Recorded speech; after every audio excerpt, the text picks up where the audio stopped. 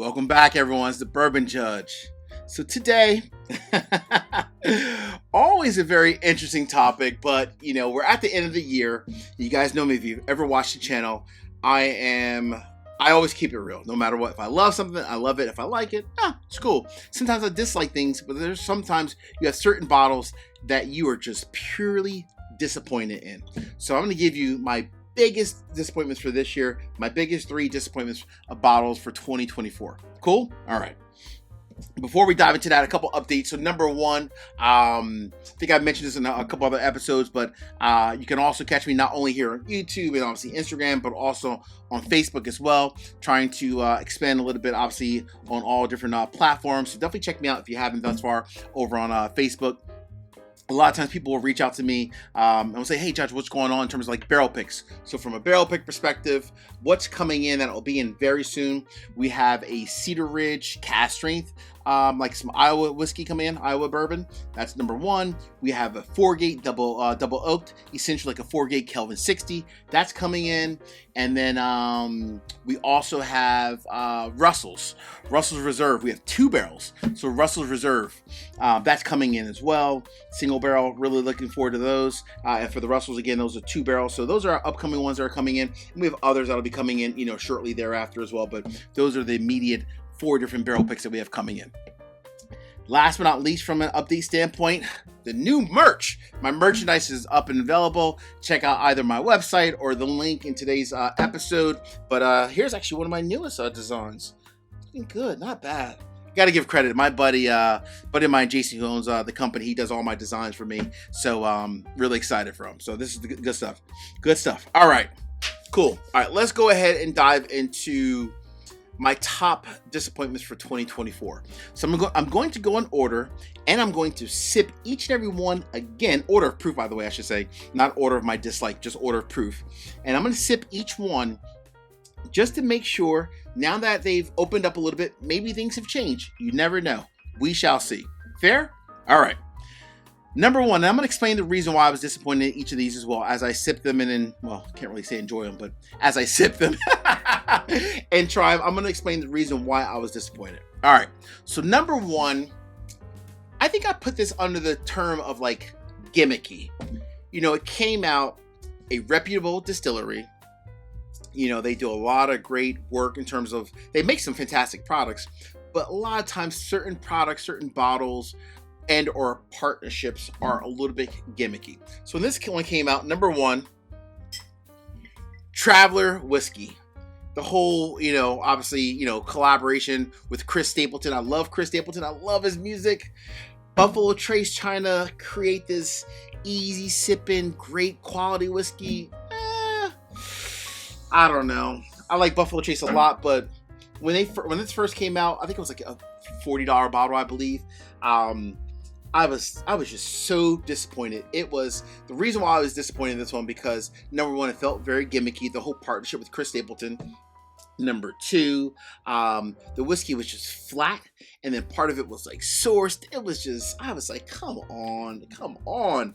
I mean, Buffalo Trace, such a great name.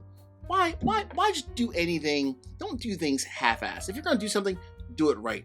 Got to do it the right way. All right, let me go ahead and try this again. So Traveler Whiskey coming in at exactly what, 90 proof? Yeah, 90 proof. Yeah.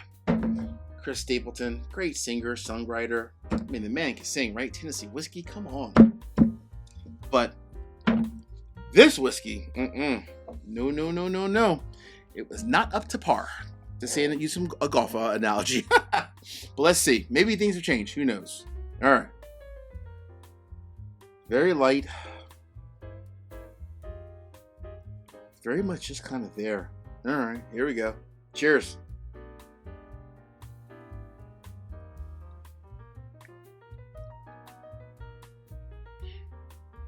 That's not even good.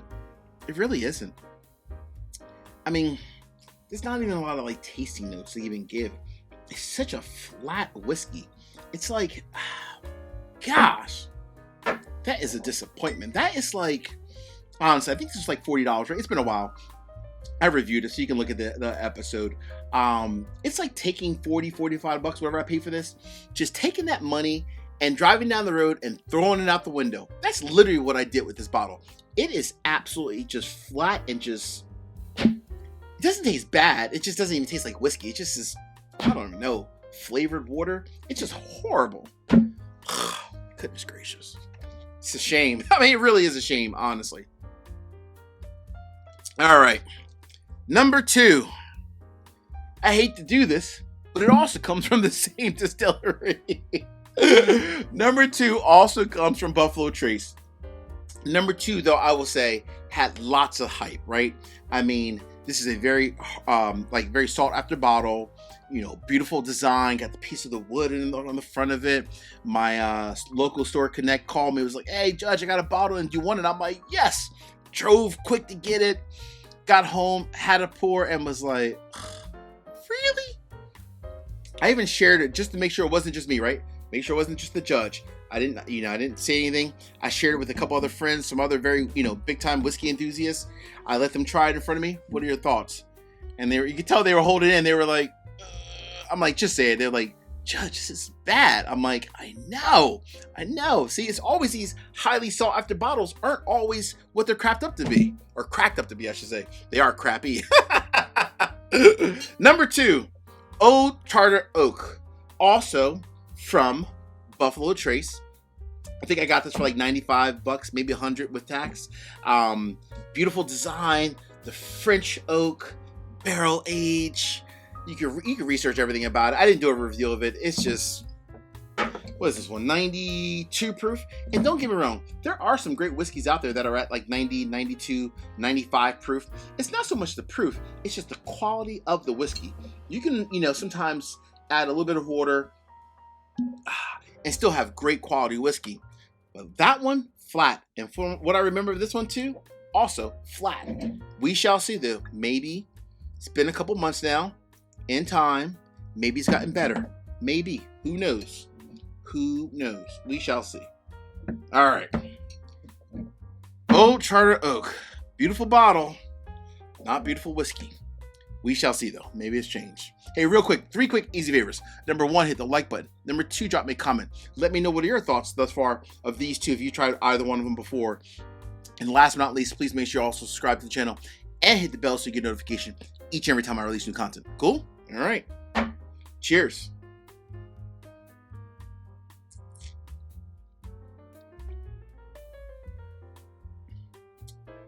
So this, I would say, is probably slightly marginal better. It's still not $100 bottle, or 90 bucks with tax, 98. It's not $100 bottle. It's slightly better than I remember the first time. So just air it out a little bit. Like I said, I shared a couple samples with some friends at a couple of different whiskey nights. I would say it's probably it should be a good $50 bottle, not a $100 bottle. But that's that Buffalo Trace effect. You can charge double because they know people are going to buy it. Dummies like me, as an example. But again, it's not a $100 bottle. This is a $45, $50 bottle at best. Probably about 50, maybe 55. Not bad. It's not bad. It's just not what you expect from a Buffalo Trace product, and it's definitely not a $100 bottle. It's so thin on the palate. It's there. It's just disappointing. I mean, it's better than the Traveler, but it's just disappointing at the same time. Oh boy, I tell you, folks. I don't know. This is tough. It's so tough.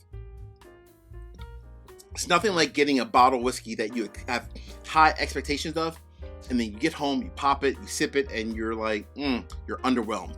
That is the worst thing in the world, in the whiskey world, I should say, right? Not the worst thing in the world, but in the whiskey world, it truly is. It's just, man. All right, the last one. Now we're over 100 proof. No longer from Buffalo Trace. We're changing distilleries. This one I had high hopes because the standard product that is 7 years old, the standard one, I like. I don't love it, but I like it.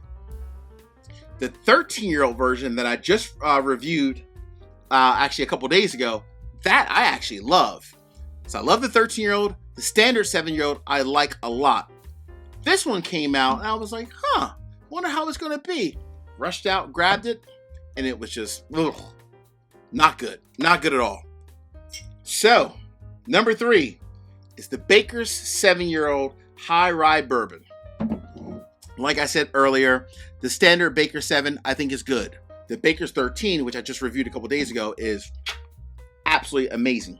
There's something about this High Rye Bourbon. When I first popped it, the cork, and I tried it a little bit, it was, you know, it's interesting because Jim Beam is known for like that roasted peanut kind of a note. That's a very dominant known trait of a Beam product. But with like that, I guess like because it has high rye, you know, you got like that peanut note mixed with pepper. They just didn't form well together. It was just, when I first sipped it, it was disgusting, honestly. It really was. I know some people said they enjoyed it, and like we say in this world, to each their own. But to me, the peanut and like the mint and the floral notes that you normally get out of a rye, those two do not go hand in hand together. Not for this. Other distilleries, sure, you could do a high rye bourbon because other distilleries don't always have like that peanut forwardness, if you will. But this one, ugh, it was nasty. But hey, this is a new day. It's opened up a little bit. Maybe change will happen. Who knows? Maybe there's a change here. We shall see. All right, we're gonna dive into the Baker 7 High Rye Bourbon. It's opened up now for a few weeks for sure. Maybe it's gotten better. You truly do never know, honestly. All right, here we go. Cheers.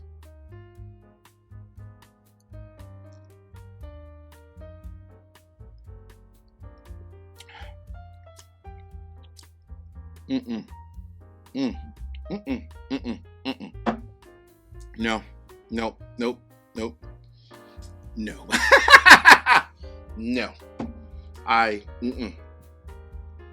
That to me is off. I'm sorry. I gotta have one more. I'm shocked because I like the regular 7 and I love the 13. It must be the high rye that's in here.